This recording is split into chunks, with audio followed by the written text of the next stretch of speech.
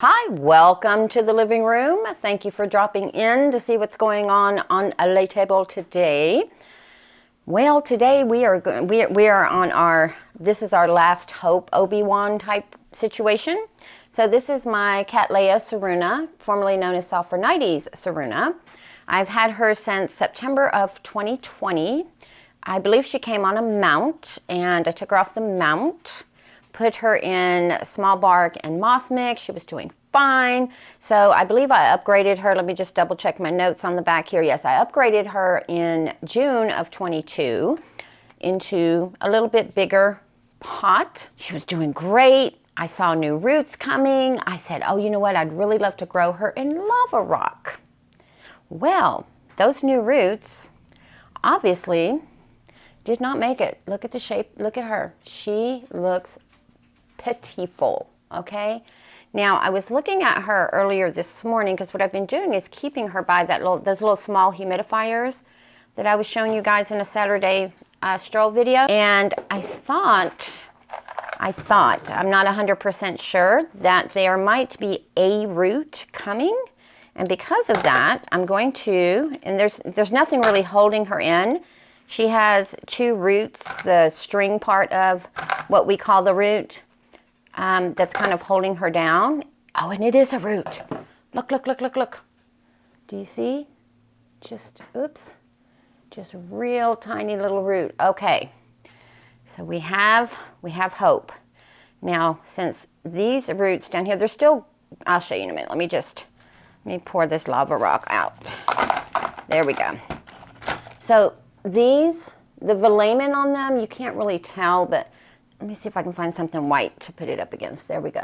The velamen on them kind of came off, but the roots themselves are still semi-green, so I'm assuming they're doing something. And she does have two new growths. So she's got the one on the left and the one on the right. And this one here, is showing signs of some root activity. So, let me put her right here because I have some thoughts. And I've been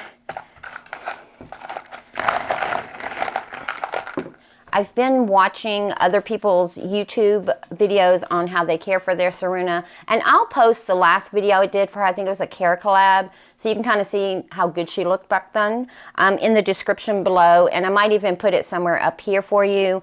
But if you want to go see that first, sorry, this hair is like really on my nerves.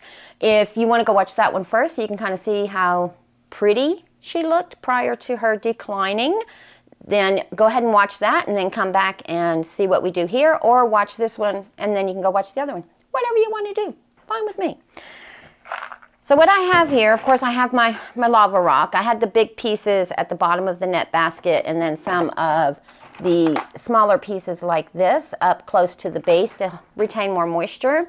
And then she was sitting, that net pot was sitting in this cloche so that with the rocks and water at the bottom, maybe, and I don't even know if you guys can see those rocks down there. Can you see those? There we go. Rocks at the bottom to kind of create excess extra humidity. But I was going through my things and I was like, well, what can I do? So I found some really small lava rock right here from previous orchids. We won't go there. And then these are just little small aquarium stone that I could also use around the base, kind of mist and hold in humidity. And then I found all of this ceramis. And I've got some large pumice stones. So, what do we do? Because this right here is a little to-go container. It had some rice in it. And my daughter was going to throw it away. And I was like, oh, wait a minute. Maybe I can use that for saving the Ceruna. Because, again, nice, low, shallow. Kind of, you know, maybe put some of the ceramis at the bottom to hold in the moisture. And then put the lava rock kind of in the middle with maybe the pumice stones around the edges. Or maybe even the small rocks. Or, since I've been really using my burlap lately, we could still use the mesh pot, put the burlap in there, and do the same setup. Of question is, which one would be the better setup? My thought is, let's save this one for later when she establishes herself a little more, whereas she'll get way more humidity in this pot, and that root has a better chance of staying humidified, if you will. So that's what I'm going to do. Now, I don't know how I'm going to do it. This is actually going to be the first time, so I'm just going to add in some Ceramus at the bottom, like I said, and it does have some bark chips in it. Not too concerned about that because this is going to be kind of a temporary setup for her, and temporary could be for a year, temporary could be for a few months, because they are, according to the scrolls and my research, their growing season is kind of now. So I'm hoping that the other growth here, let me see if there's any root nubbins, because it looks like there was a little root right here by my fingernail that tried and then just desiccated. So it's not getting enough humidity doing it the way I was doing it. And I have cut off, she did have another leaf right there. I cut that off. It was completely dry. I am going to leave all these other leaves on here for photosynthesis purposes. And I have moved her from underneath the grow lights to in front of the east-facing window over here behind me, so that she's getting light, but she's not struggling with light. All right, so I think that's probably should be enough Ceramus, but let's just do a little bit more, because it is in organic media with a little bit of bark in there. And when I say a little bit, like it's little teeny tiny pieces. I picked most of them out. They're about that size, and they're Orchid bark, so it's not going to go over too quickly. And then let's sprinkle just a little bit of the small lava rock in here as a bottom layer.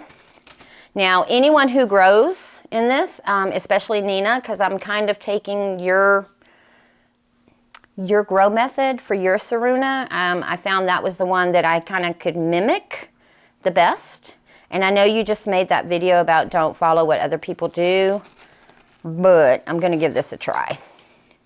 So we'll do that, and let's see. We'll put a few of the pumice just up underneath that area. Again, trying to encourage some flow. And then I'm going to put the lava rock mainly here and then here.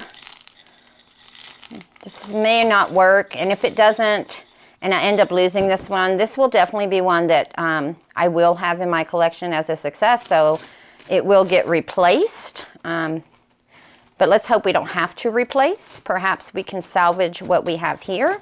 And the one that has the root, I'm going to kind of leave it the way it was. I'm not going to put any media right on it.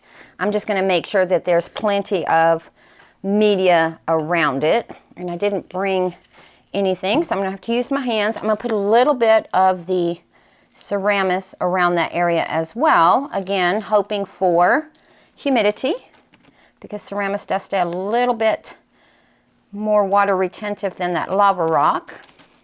And the lava rock I'm going to use more for humidity purposes. Let me just make sure I did not damage that root. I did not. Okay. And then we'll just grab a little more of, and I am being mindful of where those new growths are, guys. I'm not just willy-nilly. I know it looks like I'm just willy-nilly putting this stuff in here, but I am staying conscious of where everything is. There we go. And that is, especially when you have a new root coming with new growths, you want to make sure that you are not damaging anything. All right, and then that leaf can just kind of sit like that. And a little more there. And this has some Ceramus at the bottom, so not a big deal. All right, I think perhaps that is going to work. Let me just put a little bit. And I do have my tweezers over here. I don't know why I'm not using them. But let's make sure of that root there. Okay, the root is still good. Yes, I think. Yes, okay, I see it. All righty. And again, there's media around it, but it's like right in the center of the space of the media, like it was sitting when it was sitting in the net basket. Should we add anything? No, let's just leave it like this. I don't want to overdo it. So there's the new growth on that side, and then the new growth on this side is up underneath this leaf right here. I don't want to move it because then it'll mess everything we did. Maybe you can see it right down there.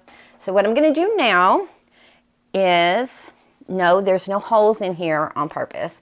I'm going to add water just along the ceramics spacing here, and keep the moisture down here. Make sure that there's always water where the ceramics is. And then maybe every other day or so, kind of spritz the top to kind of create humidity at the top. And I'm going to leave it sitting by that little small humidifier so that it does get some kind of air moisture. But there are a couple of pieces of ceramics on that new growth that I don't want on there.